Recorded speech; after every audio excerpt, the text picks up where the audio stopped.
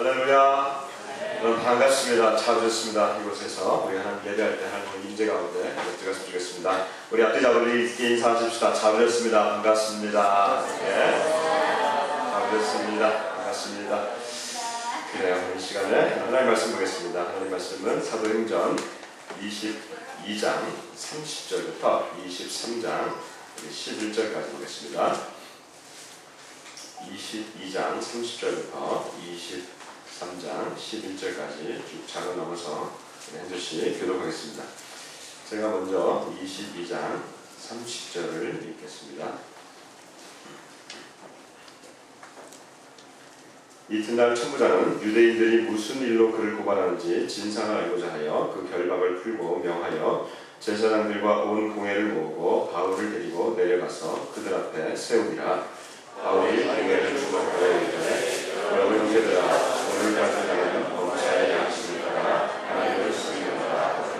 대제사장 아나니아가 바울 곁에서 있는 사람들에게 그 입을 치라 명하니 바울이 이르되 제사장 아나니아 하나님이 너를 주시리로다.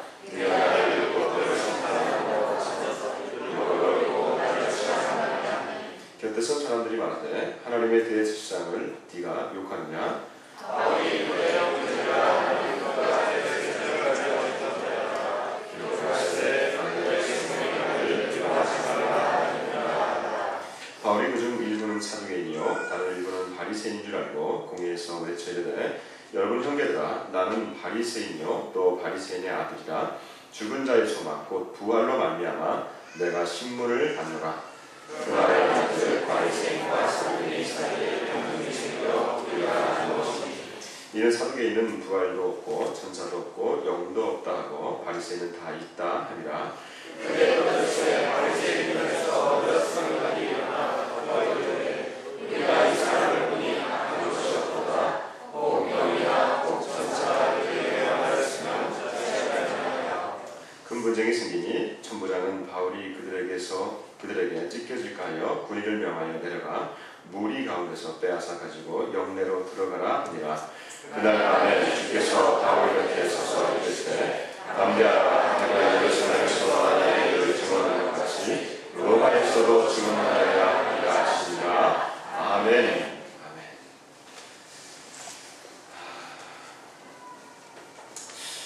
살면서 우리가 우리의 편을 들어주는 사람들 여러분들 얼마나 여러분 주위에 있습니까? 어릴 때는 부모가 또 내 편을 들어주기도 하고 또 자라서는 친구가 또 내 편을 들어주기도 하고 결혼을 하면 또 남편이나 아내가 또 내 편을 들어주기도 합니다. 내 편을 들어준다고 하는 것은 나를 지지해주고 나를 또 보호해준다고 하는 그런 뜻입니다. 그러나 이제 반드시 살다 보면은 우리가 아무도 내 편을 들어주지 않는 때가 오게 됩니다. 그래서 아마 홀로 내버려진 그런 느낌이 있을 때가 반드시 오게 될 것입니다. 그래서 나의 편이 아무도 없구나 라고 아마 탄식하는 때가 오게 될 것입니다.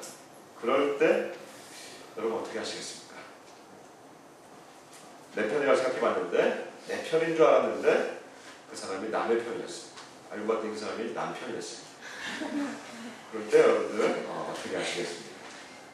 오늘 본문에는 아무도 편을 들어주지 않는 바울의 모습이 나오게 됩니다. 오늘 이 장면에서 우리가 어떻게 이 바울이 어떻게 행했는지 그리고 그 이후에 어떻게 바울을 인도해 가시는지 하나님께서 우리에게 좀 적용해 보는 시간이 되었으면 좋겠습니다.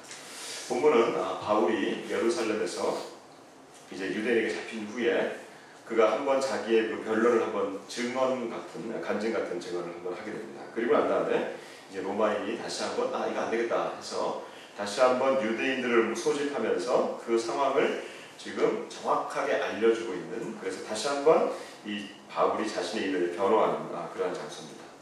그 장소가 바로 이제 이 산헤드린 공의회라고 하는 곳인데 이 산헤드린 공의회 이것은 다른 말로 하면 이 당시의 그 유대인들의 정치적이며 종교적인 최고의 의결기구였습니다. 우리말로 하면 아마 청와대 내지는 국회 또는 최고인민회의 북한 말로 하면 그런 어떤 형태의 의결기구가 될 것입니다. 자, 이 사내들인 공의에서는 율법적으로 판단하고 그다음에 사회적으로도 판단했어서 유대인의 삶을 실질적으로 지배하는 정치적이며 종교적인 기구였기 때문에 이 당시 로마도 이러한 형태를 지금 인정해주면서 로마의 백부장이 지금 바울을 잡아가지고 이 사내들인 공의회를 모아놓고 당신들이 먼저 결정하십시오 라고 하는 그런 장면입니다. 그러니까 바울의 운명이건 지금 변론입니다. 자, 그러니까 사내들인 공의회를 잠깐 얘기했으니까 제가 이 공의회에 대한 얘기를 잠깐 제가 말씀드릴게요. 이 공의회는 이제 그 당시에 이게 오랫동안 이 유대인 사회를 좀 지배해오던 뭐 국회 같은 건데 여기는 전체 몇 명이 있냐면 71명으로 되어 있습니다. 71명. 그리고 이 71명이 이 전체 사내들인 공의회를 좀 구성하면서 여기에 주된 파가 두 파가 이 공의회를 이렇게 장악하고 있습니다. 이 두 파가 뭐냐면 새누리당과 새정치민주연합처럼 양당제가 이렇게 있다는 겁니다. 다시 말하면 어떻게 보면 정치적인 어떤 그리고 종교적인 파가 그 안에 있다고 하는 거예요. 한 파는 누구냐면 사두개파입니다. 그리고 한 파는 바리새파입니다. 자, 제가 지난주에 이 로마 시대 식민 지배하에 4개의 파가 있다고 제가 말씀드렸습니다. 이 파를 제가 다시 한번 말씀드리고 여러분 그때 기억나시죠? 제가 묻는다면 아마 제가 큰 죄를 지금 아마 짓는 게 아닐까 그냥 넘어가겠습니다. 4파가 있었는데 그 중에 제가 2파를 말씀드렸습니다. 기억나시죠? 사두개파와 바리새파였습니다. 사두개파 기억나실지 모르겠습니다만 이 사두개파는 다른 말로 하면 그냥 이 굉장히 종교 권력을 가지고 있었던 분들이고 그 다음에 정치적인 집단으로서 로마의 식민 지배하에 같이 결탁되어 있는 우리로 말하면 친일파적인 그런 형태를 보이고 있다고 말씀드렸습니다. 근데 사실은 자칫 잘못하면 이 사두개파라고 하는 이 파가 그냥 마치 정치적인 파구나 라고 생각을 하면 한쪽 면만 보는 겁니다.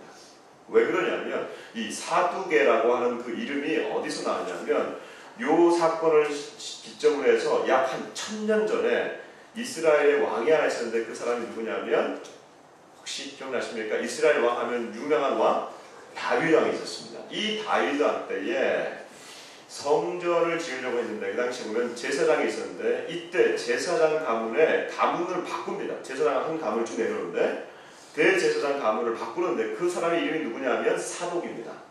1000년 전에 대제사장의 이름을 제사장을 바꿔서 사독 가문에서 계속 내려오니까 여기에서 나온 파가 바로 사두개파라고 얘기하는 거예요. 그러니까 종교적으로 말하면 이 사두개파는 지금 성전을 중심으로 한, 그렇죠? 예루살렘의 성전을 중심으로 한 제사장 중심의 성직자입니다. 그러니까 성직자들이 지금 종교적인 권력을 가지고 있으면서 로마와 결탁해 있는 이런 상황이에요. 자, 또 한 파가 있다고 그랬습니다. 제가 누구라 그랬죠? 바리새파. 이 바리새파는 종교적으로는요, 정치적으로보다는 종교적으로 매우 율법으로 돌아가자고 말씀했어요. 그렇죠? 그래서 율법을 우리가 파고 팔고 이 율법을 엄격하게 지킬 때에 하나님께서 이 민족을 구원해 주실 것이다 라고 하는 굉장히 종교적인 집단이었어요. 그러니까 지금 이 두 파가 지금 사내들인 공의회를 이루는데 70년 정도에 앉아가지고 지금 이 바울이 자신의 최후의 어떻게 보면 운명이 걸린 변론을 지금 하고 있는 거예요. 그러니까 굉장히 중요한 변론이지. 이들이 여기서 유죄다 그러면 이제 바울은 유죄가 확정되면서 로마에게 의해서 또 이 사람이 어떻게 될지 모르는 거예요. 지금. 왜 그러냐면 바로 이 사내들인 공의회에서 수십 년 전에 예수님께서 여기서 유죄라고 판단했기 때문에 로마가 십자가를 못 박은 겁니다. 중요한 공의회예요. 그래서 한번 보시자고요. 1절 2절 같이 한번 보십시다. 절대절명의 순간입니다. 1절 2절 시작. 바울이 공의회를 주목하여 이르되 여러분 형제들아 오늘까지 나는 범사의 양심을 따라 하나님을 섬겨노라 하오늘 대제사장 아나니아가 바울 곁에 서 있는 사람들에게 그 입을 치라 명하니. 허이 보세요. 뭐 시작도 안 했어요 지금. 시작도 안 했는데 내가 하나님을 섬겼습니다 라고 자기 변론을 이제 시작하려고 그러니까 곧바로 대제사장이 명령을 한 걸 야, 저 사람 쟤 안 되겠다. 쟤 입을 쳐라. 이게 무슨 말이에요? 어떻게 죄인으로서 하나님을 모독하느냐 하면서 지금 아예 판단을 내려버린 겁니다. 그렇죠? 그러니까 지금 바울은 지금 대제사장이 아까 얘기했죠. 대제사장은 사두개파의 거두입니다. 그러니까 바울은 자기 변론을 지금 시작하려고 하는데도 불구하고 곧바로 지금 그냥 변론이 그냥 정죄가 끝나버린 거예요. 판단이 끝나버린 거예요. 그러니까 사두개파의 거두에게 이미 사두개파라고 하는 한파가 완전히 바울을 지금 정죄해버린 겁니다. 더 이상 변론이 필요가 없는 거예요.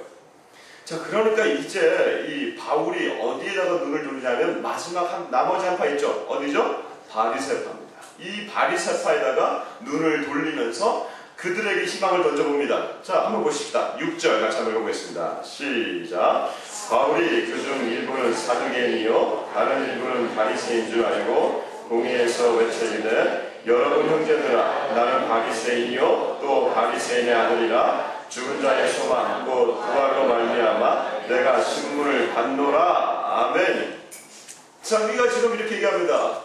한 바리새파를 보면서 이제 사두개파는 끝났기 때문에 판단이 끝났는데 더 이상 희망이 없기 때문에 바리새파를 보니까 그들에게 희망을 던져보는데 그가 이렇게 얘기하고 있어요. 사실 바울 자체가 바리새파였습니다. 말씀드렸죠. 바울 자체가 이 엄격한 이 바리새파의 거두인 그 당시 거두인 가말리엘이라고 하는 선생의 제자였어요. 거기서 자랐던 사람입니다. 그러니까 내가 바로 바리새파입니다 하면서 희망을 던지는 것입니다. 근데 이때요, 잘 보시면 이때 바리새파와 사두개파가 사실은 이게 굉장히 싸움이잖아요. 그렇죠? 근데 이 중에 불일치하는 문제가 하나 있어요. 그게 뭐냐 하면 바로 부활에 관한 것입니다. 부활에 대해서 같이 한번 읽어보는데요. 우리 7절, 8절 같이 한번 읽어봅니다. 시작. 그 말을 한즉 바리새인과 사두개인 사이에 다툼이 생겨 무리가 나는 것이니 이는 사두개인은 부활도 없고 천사도 없고 영도 없다 하고 바리새인은 다 있다 함이라. 아멘. 자, 보세요. 사두개인들 참 어떻게 보면 우리가 보면 참 한심한 그룹이에요. 그렇죠? 왜 그러냐면 종교인이면서도 불구하고 지금 이들은 부활도 없고 천사도 없고 영혼도 없고 도대체 뭘 믿는 거예요? 이 사두개파는요, 영혼이 있는 걸 믿어요. 그래, 영혼이 있다가 죽으면 우리 어디 가죠? 저 영혼이? 예수 믿는 사람은 천국 가죠. 그렇죠? 근데 그게 아니라 사두개파들은 이 영혼을 그냥 있다가 죽으면 어디 가냐면 그냥 없어질 거예요. 그러니까 하나님은 있어요? 하나님을 믿어요? 그러니까 하나님이 주시는 모든 복은 죽어서 우리가 뭐 이렇게 받는 그런 게 아니라 하나님이 계시니까 하나님이 계시고 하나님을 믿으면 그 복은 어디서 받아야 되냐면 지금 우리가 살고 있는 이 세상에서 우리가 복을 받아야 되는 거예요. 이해 가세요? 그러니까 지금 이들이 왜 이렇게 로마에 결탁하고 있냐면 그들이 로마 이 식민 지배 가운데도 그래도 이게 복을 받으려고 하나님이 계시기 때문에 우리가 이 상황에서 우리의 생은 여기밖에 없으니까 이 생애를 넘어가면 우리는 아무런 복이 없으니까 그냥 여기서 우리가 어떻게든지 살아남아야 된다라고 생각하기 때문에 이 로마와 결탁하고 있는 거예요. 자, 이렇게 보니까 이제 바리새파는 지금 이 부활을 인정하거든요. 그러니까 이게 갈등이 일어나기 시작합니다. 이러한 갈등이 일어나면서 결국 결론은 뭐냐 하면 10절 같이 한번 읽어봅니다. 10절 시작. 큰 분쟁이 생기니 전부장은 바울이 그들에게 지켜질까 하여 무리를 명하여 내려가 무리 가운데서 빼앗아 가지고 영내로 돌아가라 하니라. 아멘. 결국 뭐냐면 바리새파도 그렇고 사두개파도 그렇고 지금 서로가 싸웁니다. 싸우는데 지금 바울을 지금 변론해 줄 파는 아무도 없어요. 사두개파도 지금 바울을 믿지 아니하고 치라고 얘기했고 바리새파도 바울을 사실은 변호해 주는 것 같지만 여전히 변호해 주고 있지는 않는 이런 상황 가운데 지금 바울이 아무런 편도 받지 못하고 있는 이런 상황 가운데 있어요. 내심 지금 바울은 우리가 바리새파였으니까 나는 바리새파였습니다 라고 얘기하면 바리새파가 받아줄 줄 알고 자기 편이 될 줄 알았는데 바리새파마저도 여전히 그냥 해묵은 2년 논쟁으로 그냥 들어가 버리고 바울은 지금 홀로 던져진 그런 상황 가운데 있습니다. 바울은 바리새파가 자기를 좀 받아주기를 원했어요. 그러나 그게 헛수고였어요. 그러나 여러분 잘 보십시오. 바울의 마음을 좀 이해 가십니까? 공감이 되세요? 성경 읽을 때요, 너무 이렇게 그냥 딱딱하게 읽지 않았으면 좋겠어요. 여러분이 지금 바울을 생각해 보세요. 내가 진짜 기댈 곳이 아무것도 없어요, 지금. 그쵸? 내가 기댈 곳이 없기 때문에 그냥 바리새파라도 한번 내가 좀 가서 좀 기대고 싶은 그런 상황 가운데 여러분 공감하면서 좀 읽어보세요. 졸지 마시고. 공감하면서 이렇게 읽어보세요.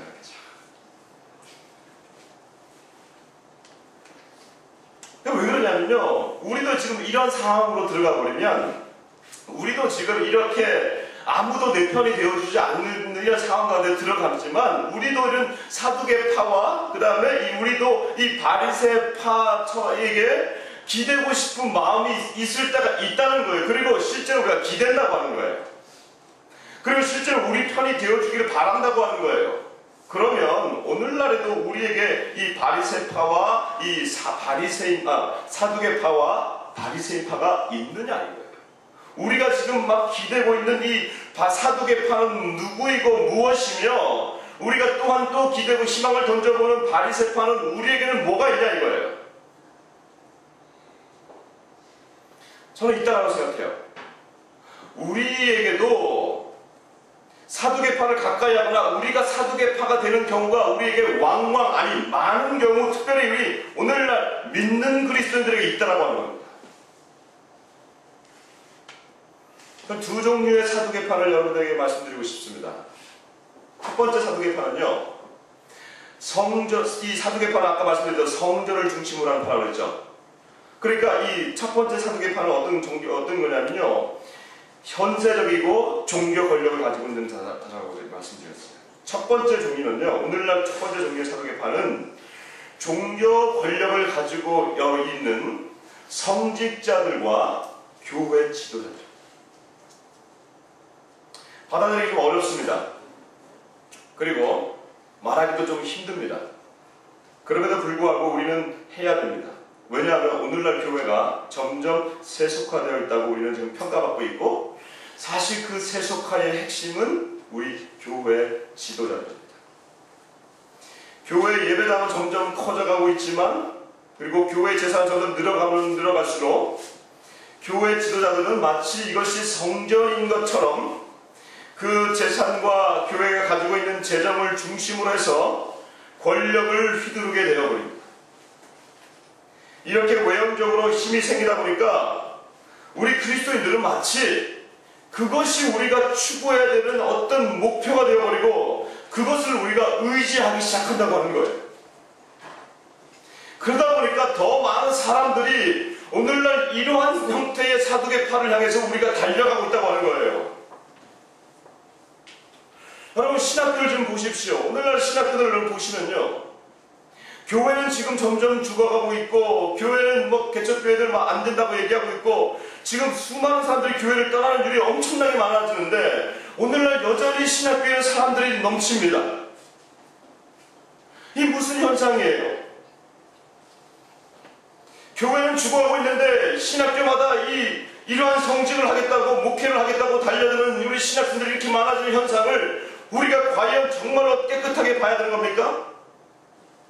제가 신학교 다닐 때요, 저희 때부터 이 신학교가 커지기 시작했어요. 제가 다닐 때부터 신학교가 커지기 시작했는데, 죄송한 얘기입니다만 알거나 아셔야 돼요. 제가 다녔던 학교에 저희 학년만 신학교에 저희 학년만 900명이었습니다. 총 3학년으로 되어 있습니다. 저희 학년만 900명이었어요. 저희 반에 200명이었습니다. 전체 몇 명이겠어요? 계산 나오죠?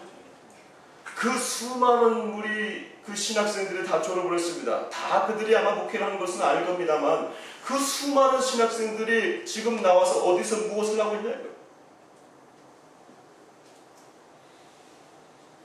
정말로 이들이 예수 그리스도를 위해서 달려가고 있는 그런 사람들입니까? 아니면 이 종교 권력의 달콤함을 맛보았기 때문에 그것을 유지하려고 달려가고 있는 그런 사두개적인 그런 사람들입니까? 오늘날 우리 교회 지도자들 가운데, 성직자들 가운데 이러한 지도자가 있음을 여러분 우리가 알아야 됩니다. 그리고 이 상황에 대해서 우리가 하나님 앞에 회개해야 하는 것입니다. 두 번째 종류는요, 두 번째 종류의 사두개인파는 결코 이것이 이 교회 지도자들만의 이 문제는 아니라고 하는 것이에요. 오늘날 우리 일반 성도들도요, 바울 시대의 이 사두개파인처럼 사두개인화 되어가고 있다고 하는 사실을 제가 말씀드리고 싶어요. 이 교회 성직자들은 이 성전을 중심으로 자신의 세력을 펼쳐가고 있는 반면에 사두개적인 우리 그리스도인들은, 우리 성도들은 너무나 현세적인 신앙생활에 몰두하고 있다고 하는 거예요.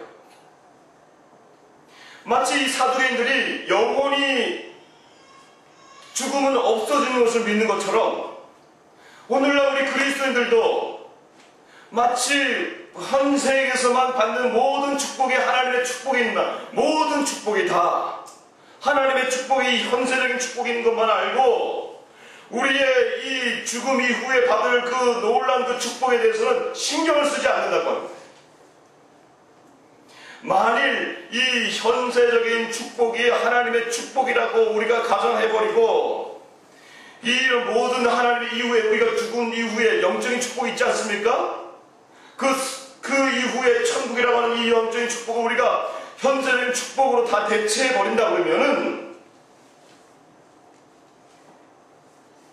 이렇게 되어버린다고 하면은 오늘날 이 시대에 정의를 위하고 하나님 나라를 위하고 의를 위하여 핍박받는 것, 복음을 위하여 이 고난을 당하는 것, 이걸 어떻게 해야 되겠습니까? 실제로 그런 사람들을 우리가 어떻게 해석하고 그들을 어떻게 우리가 위로해 줘야겠냐 이거예요.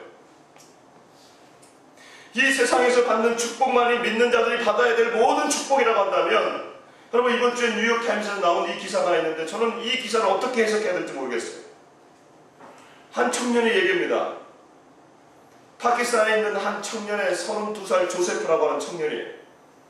이 조세프가 지금 아프가니스탄에서 동굴에서 지금 숨어 지내고 있어요. 왜 그러냐? 그가 파키스탄에서 예수를 받아들였기 때문에 그래요. 여러분 아시겠지만 이 파키스탄은 이슬람 국가입니다. 엄청난 이슬람 국가예요. 여기서 예수를 받아들인다고 하는 것은 다른 말로 하면 이슬람 종교를 버리는 것을 의미하는 겁니다. 그런데 파키스탄에서 이슬람 종교를 버리는 것은 다른 말로 하면 사형이에요. 그래서 그가 그 목숨을 유지하기 위해서 그가 지금 아프가니스탄에 와가지고 동굴에 숨어 있는 것을 이 뉴욕타임스 기자가 발견한 거예요. 거기서 기사가 일어나기 시작하는 거예요. 그런데 이 기사가 왜 중요하냐? 지금 아프가니스탄에서 숨어있는 이 조세프라고 하는 형제를 누가 지금 따라가고 있냐면 그의 부인의 처형, 그러니까 처형이죠. 처형 이브라임이 이를 좀 잡아 죽이려고 지금 아프가니스탄에서 이 뉴욕타임스 기자와 연결됐습니다. 나에게 2만 불을 주셔서 이 사람의 조세프의 있는 곳을 알려주면 내가 2만 불을 주겠다. 얼마? 2천만 원. 왜 그러냐면 파키스탄에서 이 예수를 믿는 것을 믿으면요, 친족 중에 아무라도 예수를 믿고 이슬람을 버리면 그 친족 중에 누구라도 그 사람을 가서 죽여도 이것을 명예살인해 가지고 법적으로 책임합니다. 그래서 지금 이 아들을 이 조세프를 죽일 뿐만 아니라 이 아들이 지금 3살짜리 아들이 있습니다. 그는 이슬람을 버렸기 때문에 이 아들 3살짜리 아들도 내가 이 조세프를 죽이고 이 아들마저 내가 죽이겠다고. 여러분, 만일 이 현세적인 축복만이 우리가 받을 축복이라면 지금 이 아프가니스탄에서 지금 고통받고 있는 이 조세프의 이 신앙은 뭘로 우리가 얘기할 수 있겠냐 이거예요. 아니 이 아프가니스탄까지 안 가더라도 오늘 우리 북한에서 우리의 형제들 자매들 숨죽이면서 오늘도 이 시간에 우리가 주일날 예배하지 못하는데 그들이 아마 예배하고 있는 이 어떤 지역일지도 모르겠지만 그 지역에 있는 우리 성도들을 우리가 어떻게 얘기해 줄 수 있겠냐 이거예요.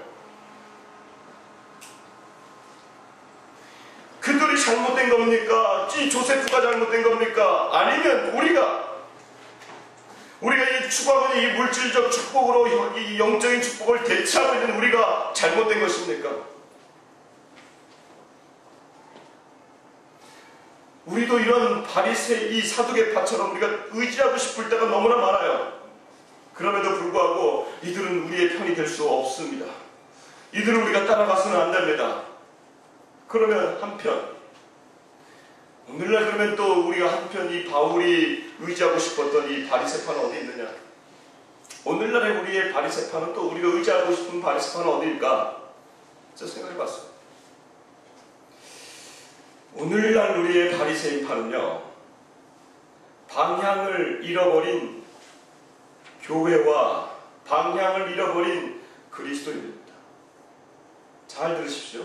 오늘날의 이 바리새파는 방향을 잃어버린 그리스도인들입니다. 이 바리새인들은요, 신앙생활을 열심히 했어요. 너무나도 열심히 했습니다. 왜 그렇게 열심히 했느냐? 그들은 천사도 믿었습니다. 그리고 영이 있다는 것도 믿었습니다. 그리고 뭘 믿었어요? 부활을 믿었어요. 여러분 잘 보세요. 부활을 믿었고 영혼이 있다는 것도 믿었고 천사도 믿었습니다. 이거는 정말 올바른 신학이에요. 신학적으로 지금 너무나 정말 굳건한 신학을 갖고 있습니다. 그리고 올바른 지식을 갖고 있습니다. 그럼에도 불구하고 이들이 율법을 가지고 나아가고 있음에도 불구하고 지식은 있지만 지혜가 없어요. 다른 말로 하면요, 이 지혜는 이 율법에서 이 지식은 많은데 이 지혜가 부족한 것은 성령님이 주시는 지혜가 부족하기 때문에 그렇습니다. 우리 고린도전서 같이 한번 읽어봅시다. 자, 고린도전서 2장 10절에서 11절 같이 한번 읽어봅니다. 10절, 11절, 12절. 자, 같이 한번 쭉 교독할까요? 좀 기니까. 제가 먼저 10절 읽습니다.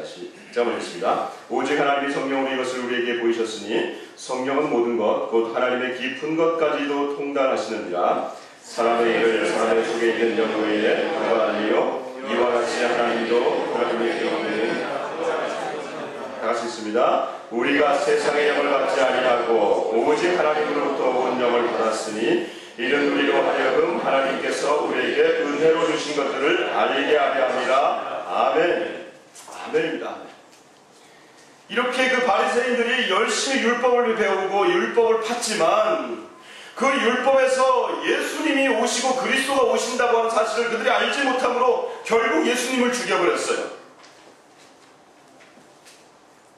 그러니까 이 성령님의 지혜가 없으니까 아무리 이 말씀을 읽어도 깨닫지를 못하는 거예요.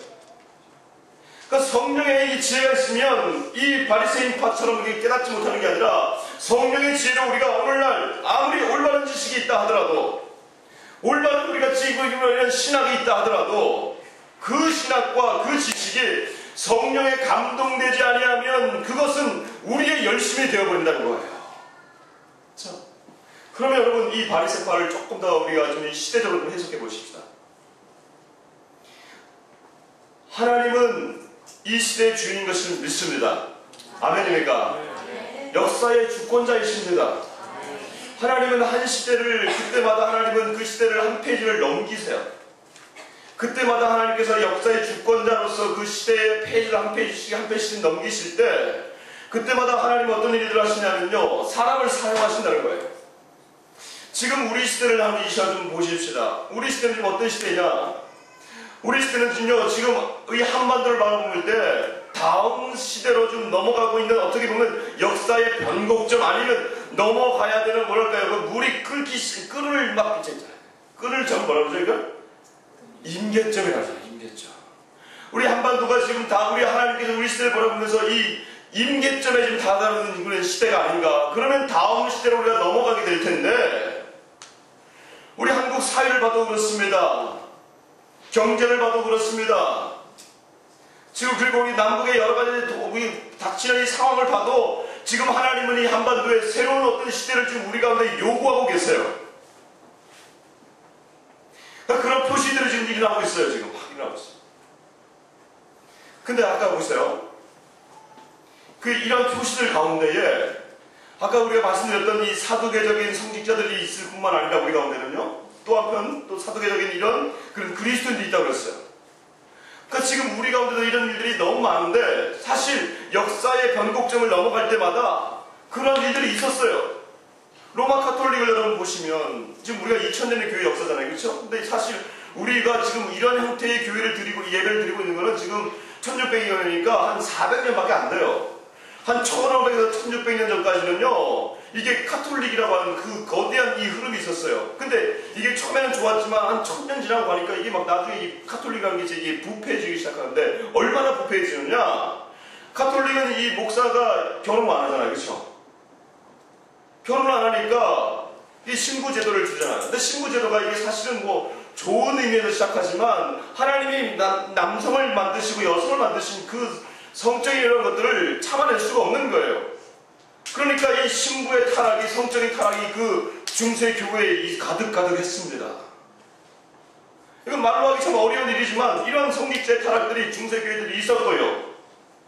그리고 이런 교회의 타락들이 일어날 때 성도들이 알지 못함으로 무미나 정책을 썼다는 거예요. 그래서 결국은 이 가장 중요한 이 말씀을 성도들은 독일 사람인데, 성도들은 프랑스 사람인데, 성도들은 자기의 언어가 있는데 그들이 알아듣지도 못하는 라틴어를 가지고 로마어를 가지고 이들에게 말씀을 읽히고 설교하는 거예요. 제가 여러분 지금 이 시간에 중국말 하면 여러분 알아들을 사람 몇 명 있어요? 아무도 없잖아요. 몇 명 있겠구나. 그런 거예요. 지금 설교를 전혀 다른 언어로 막 이렇게 하는 거예요. 그리고 더 나아가서 스코틀랜드에는 어떤 일이 있었냐? 성도들이 말씀을 알까봐, 이 말씀을 그들이 읽을까봐, 그리고 깨달을까봐, 깨달으면 역사가 나거든요. 이 말씀을 깨달을까봐 교회에서 금소로 지정한 그 책이 뭔지 아십니까? 금소로 지정한 책이 바로 이 성경책이었어요. 어떻게 교회에서 이 성경을 읽지 못하도록 금소로 지정하겠어요? 역사의 이런 인계점에 이르는 상황들이 있단 말이에요. 이런 상황들이 우리 가운데는. 그때마다 하나님께서는 사람들을 세우셔서, 루터를 세우셨고 칼빈을 세우셔서 오늘날 우리가 이 말씀을 그대로 읽을 수 있는 종교개혁을 이루어내고, 그 흐름에 따라서 오늘날 우리가 지금 이렇게 예배하는 개신교회가 나오게 된 거예요. 하나님은 이러한 형태의 것을 계속적으로 보여주시면서 그때마다 사람들이 이렇게 세우신다고 하는 것이죠. 그런데 우리 이런 상황 가운데, 이러한 시대 가운데, 우리 한국교회 가운데도 지금 이러한 우리 교회 지도자들의 타락과 종교 권력 가운데 있는 이런 한국교회 가운데에 얼마나 지금 우리가 정말 어려운 가운데 있습니까? 그럼에도 불구하고 이런 역사의 변곡점을 하나님이 이렇게 세우시길 원하시는 이 상황 가운데 우리가 지금 의지하고 있는 이 우리의 편이 되기를 원하는 바리새파는 뭐냐? 하나님의 흐름을, 이것을 우리의 의지로 막아내려고 하는 그러한 자들이, 바로 방향을 읽어내지 못하는 자들이 우리가 의지하려고 하는 바리새파가 된다. 지금 오늘날 저는요, 이 한국 사회와 이 한반도를 바라보면서 하나님은 반드시 지금 다음 넥스트 스텝으로 하나님의 그것을 우리에게 좀 부어주시고 있다고 생각합니다. 한반도를 향해서, 남한뿐만 아니라 북한을 향해서도 하나님이 지금 새롭게 원하시는 그러한 교회와, 그리고 그러한 이런 국가와 민족이 되기를 원하시고 있어요.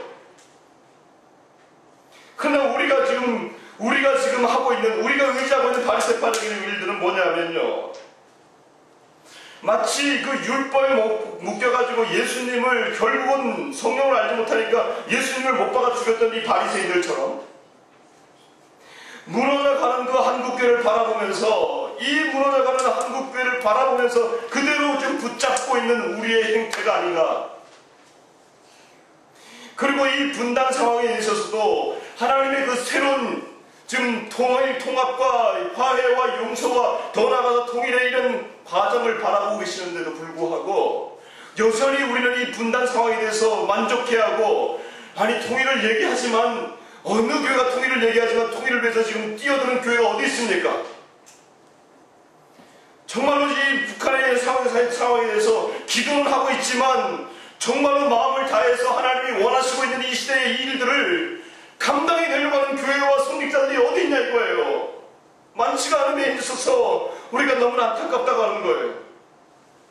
그리고 이런 일들이 일어나기 시작하면 갈등이 일어나기만 시작하면 우리는 다시 한번 곧바로 우리가 원래부터 갖고 왔었던 그러한 입장들로 다시 한번 돌아간다는 것이죠.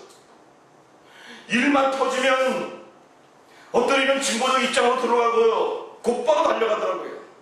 어떤 이들은 그냥 그 보수적 입장으로 곧바로 달려가서 그 진영에 갇혀가지고 그냥 서로의 갈등만을 조장하는 그 일이 우리 교회 내에도 있다고 하는 거예요. 이것이 오늘날 우리 시대 가운데 우리가 의지하려고 하는 바리새파적인 그런 일들이라고 하는 거예요. 여러분, 그러면 우리는 누구의 편입니까? 저와 여러분, 우리 그리스도인들은 누구의 편이 되어야 되는 것입니까? 무너져 가는 그리고 현세적인 축복만을 바라는 바리새파들에게 우리의 편을 맡기겠습니까? 아니면 현상 유지를 원하는 전혀 하나님의 음성을 듣지 못하는 이 바리새파적인 자들에게 우리의 편을 맡기겠습니까?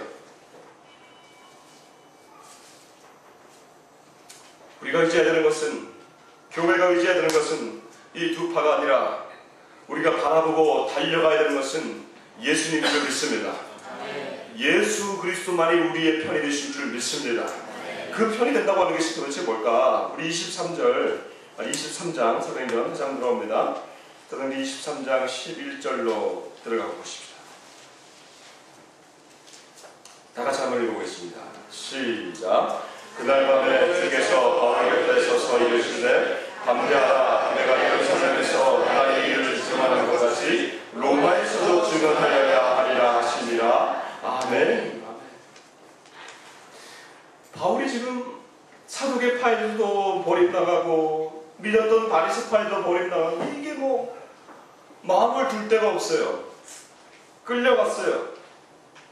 아마 한 곳에 감옥이나 같은 데서 지금 하나 있겠죠. 근데 보세요. 여기 보니까 그날 밤에 얼마나 힘들고 어려웠을까. 종일 양측에서 공격을 당했어요. 믿을 데가 없어요. 그날 밤에 사도행전에 보면요, 희한하게 바울이 낮에 일하고 낮에 되게 욕먹고 밤에 이렇게 밤에 일이 나요. 빌립보에 보면 감옥에 보면 그날 밤에 그가 신라와 함께 찬송할 때에 옥문이 열린 사건이 나죠. 고린도 교회에서도 그가 고난을 당할 때요, 그날 밤에 환상 가운데 주께서 곁에 서서 이르시되. 그러다 보니까 이 지금 예루살렘에서도 그날 밤에 해보니까 주께서 바울 곁에 서시며, 이 영어로 말할게요. 제가 이건 좀 영어로 쓸게요. stood at by my side. 아니, stood by his side. 그러니까 그의 옆에, 사이드에 섰다 이런 뜻이에요. 다른 말로 하면 그의 편이 되어 주셨다 이런 뜻이에요. 바울은 지금 바리새파도 아니라 사두개파도 아닌데 예수님이 그의 편에 바로 옆에 쓰셔가지고 예수님이 그의 편이 되어 주시는 거예요. 여러분, 우리가 이런 데는 아무도 내 편이 되어주지 않을 때 그냥 예수님이 내 편에 쓰셔가지고 내가 바로 네 편이야 말해주실 때, 여러분, 그걸로 나는 충분하더라고요. 예수님이 내 편이 되어주실 때 나는 그걸로 그냥 충분하더라고요. 광민아, 내가 너를 안다, 내가 네 눈물을 안다, 이렇게 그냥 말씀 한마디만 해주시면 저는 마음이 편하던데 여러분 어떠셨어요? 그냥 예수님이 내 편이 되어주시면 너무 좋더라고요. 그게 여러분의 편에, 여러분 그러니까 바로 옆에 예수님이 내 옆에, by my side, 바로 내 옆에 예수님이 계시면 그걸로 충분한 줄 믿습니다. 그렇게 되셔주세요. 근데 여러분, 우리는 예수님이 내 옆에 계시면 충분한데, 근데 예수님은 또 그게 아닌가 봐요. 예수님은 그게 아니에요. 잘 읽어보세요. 다시 한번 읽어보시다. 11절 시작. 그날 밤에 주께서 바울 곁에 서서 이르시되 담대하라, 내가 예루살렘에서 나의 일을 증언하는 것 같이 로마에서도 증언하여야 하리라 하시니라. 아멘. 예수님이 내 편에 있는 것뿐만 아니라, 근데 예수님은 우리의 편이 되어주시면서 예수님이 우리에게 바라시는 게 있어요. 바울을 보세요. 바울아, 내가 네 편이야. 이걸로 끝나지 않아요. 예수님이 말씀하세요. 담대하라. 네가 예루살렘에서 바로 이렇게 증언한 것처럼 네가 로마에서도 증언하여야 하리라. 이 말은 무슨 말이냐면 증언하다, 이 말이 증인이 되다 이런 말인데, 이 말에서 뭐가 나왔냐면 나중에 보면 이게 목숨을 들이다, 우리말로 하면 순교하다는 말이 여기서 증언하다에서 나온 거예요.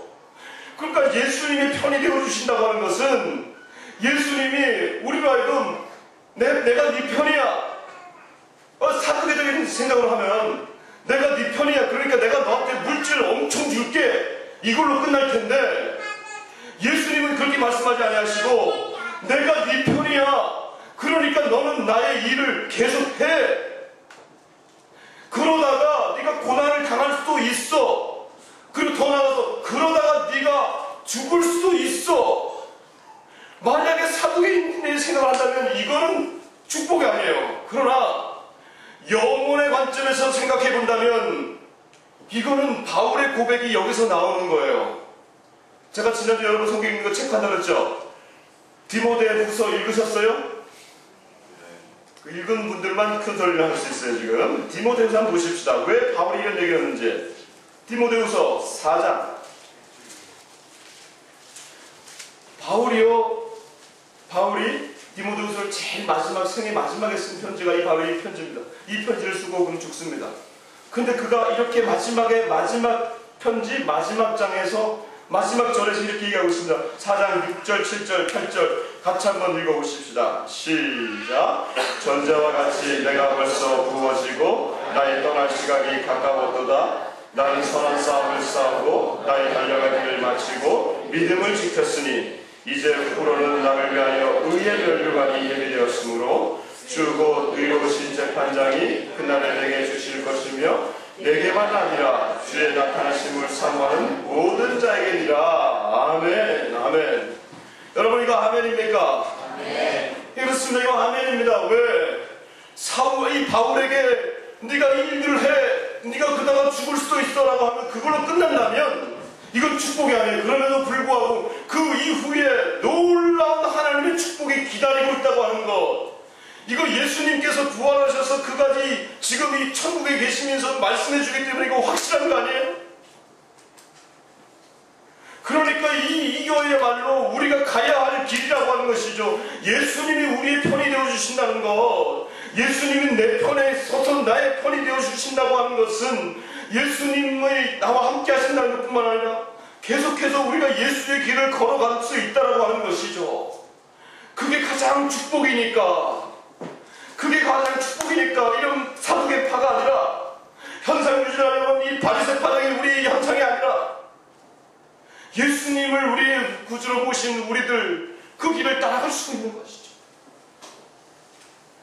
인천의 어떤 교회에 보니까요, 얼마 전에 기도 제목이 있어요. 인천 어떤 교회에 이름을 잘 기억이 안 나는데 그 첫 번째 기도 제목이 뭔지 아세요? 놀라지 마세요. 우리 교회 첫 번째 기도 제목이에요. 우리 교회에 첫 번째 순교자가 나오게 하옵소서. 와, 내가 이거 보고 이 교회 목사님은 진짜 강성파구나. 만약에 이러한 이 교회의 첫 번째 기도 제목을 그걸로 내면 오늘날 교회에 붙어있을 성도가 얼마나 될까? 근데 그 교회 목사님 내가 이거 보면서요, 그 교회 목사님은 적어도 사람들은 어떻게 될지 모르지만 하나님 앞에서는 그는 정말 정직한 사람이다. 왜? 믿는 대로 그대로 행하고 있으니까. 여러분 정말 우리가 정말로 믿는다면, 우리가 이 바울처럼 믿는다면, 우리가 증언하다가 죽어도 그 이후에 그 있을 면류관 그걸 바라보고 우리가 가는 것이 정직한 길 아닙니까? 우리가 그렇게 고백한다면 그거로 가는 것이 정직한 거고, 그래서 그 교회의 기도 제목이 그렇게 나오는 건 너무나 정직한 목사님이구나 했어요. 우리 교회 이제 어떻게 하지 이제? 우리 교회 기도 제목 우리도 이걸로 할까요? 조금 더 우리는 더 나아가십시다. 우리 교회 지도자들이 첫 순교자가 나오게 하십시오. 벌써 뭐 떨리죠? 가슴이 막 떨리죠? 하나님 앞에 정직해야 돼요. 우리가 믿는다면, 그것을 믿는다면, 이것이 정말 최고의 가치라고 한다면 우리가 그것을 얘기할 수 있어야 돼요. 그리고 그 얘기를 할 때에, 그리고 그것이 우리가 이루어질 때에 교회는 건강해지는 거예요. 초대교회였어요. 첫 번째 순교자들이 교회가 나올 때에 그 위에 올라온 지도자들은 다 죽음을 당했어요. 그럼에도 불구하고 그 뒤에 있는 후대들이 또 올라왔어요. 다 죽임을 당했어요. 또 올라왔어요. 그럴 때 교회가 능력이 있었어요. 우리가 이 현상에 유지하려고 하는 바리새파가 아니라, 그리고 이 현세에 만족하는 바리새파가 아니라, 어떻게든 이 시대 가운데 하나님이 지금 새로운 것을 행하려고 할 때 그것을 붙들고 하나님이 하시는 일들을 우리가 감당해내야겠다라고 하는 그 마음을 가지고 이 세상에서 우리가 버림받다 할지라도 여러분 걱정하지 마십시오. 여러분 편에 누가 서 계세요? 주님이 서 계십니다. 그게 오늘 이 시간 여기 여러분 옆에 서 계신 줄 믿습니다. 꼭 밤이 아니어도 돼요. 낮에도 설 수 있고 예배 가운데 우리가 들어올 때 주님이 내 옆에 서 계십니다. 나를 위로해 주십니다. 주님이 내 편이야. 그렇게 되면 우리는 행복합니다. 우리 교회, 생명나라의 교회, 우리 사랑하는 성도들 가정마다 인생마다 그러한 주님이 편에 되시는 그러한 인생들 교회가 되기를 주님으로 축복합니다. 할렐루야. 감사합니다. 감사합니다. 다 같이 일어나십시다. 우리 오늘 이 시간 주님 앞에 달려가십시다. 주님은 강한 성도가 되십니다. 주 이름을 송축하면서 그분 앞에 달려가는 시간 갖도록 하겠습니다. 주의 이름 송축하리. 주의 이름 송축하리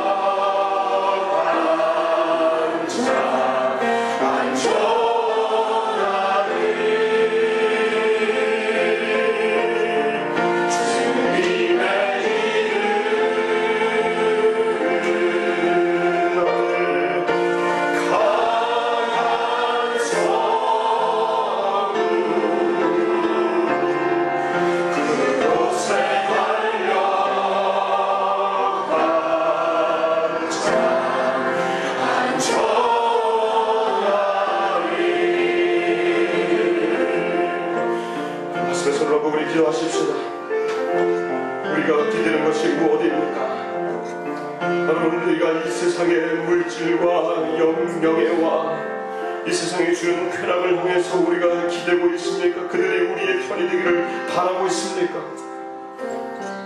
하나님 내가 지금 지니고 있는 이런 여러가지 소유와 이 상황에 우리가 만족하면서 현상이 유지되기를 바라고 있습니까? 주님은 이 모든 것들을 내려놓고 주님의 편에 서라고 말씀하십니다. 그 길이 아무리 십자가의 길이라 할지라도 주님이 우리의 편이 되어주시고 주님의 길을 걸으라고 말씀하십니다. 한 주간의 모든 아픔들, 모든 연약함들, 모든 죄악들 주님 앞에 이 시간 내려놓읍시다. 주님 나의 연약함을 받아주옵소서. 주님 나를 붙들어 주옵소서. 주님 내 편이 되어 주옵소서. 주님을 부르며 주님 앞에 달려갑니다. 주여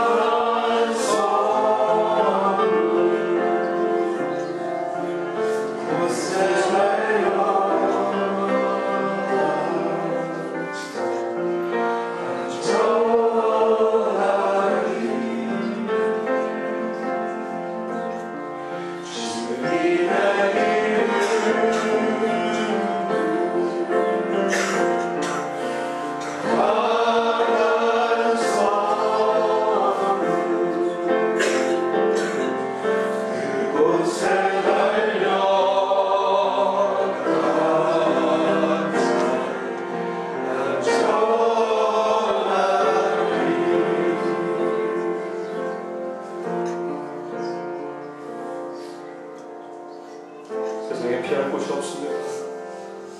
우리가 의지할 곳이 없습니다. 세상에 주는 환락과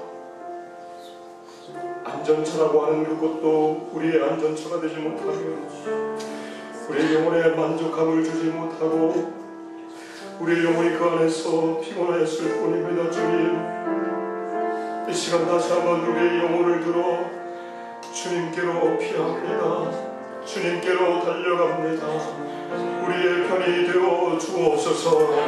우리를 붙들어 주옵소서. 하나님 아버지 우리의 눈을 들어 주님이 말씀하시는 그 명령의 음성을 듣게 하여 주시고 다시 한번 주님 앞에서 달려갈 수 있는 우리가 되게 하여 주옵소서. 일주일 향해서 달려갈 때에 우리 성도들 달려갈 수 있는 힘들이 하늘로부터 공급되어지게 하여 주옵소서. 직장으로 달려가여 주옵소서. 캠퍼스로 달려가여 주옵시고 하나님 우리가 살고 있는 삶의 그 현장마다 하나님 놀라운 변화의 현장들이 되게 하여 주옵소서. 이 시대에 우리 교회를 세우시니 감사합니다. 생명나라가 하나님 이 시대에 하나님의 뜻을 분별해내며 하나님의 뜻을 담아내는 교회가 되게 하여 주옵시고 우리로 멈추지 않게 하여 주옵시고 이곳에서 증언한 것처럼 북한에서 증언하게 하여 주옵시고 열방에서 증언하는 공동체들을 세우는 우리가 되게 하여 주옵소서. 할렐루야 할렐루야. 감사합니다. 감사합니다. 예수님 이름으로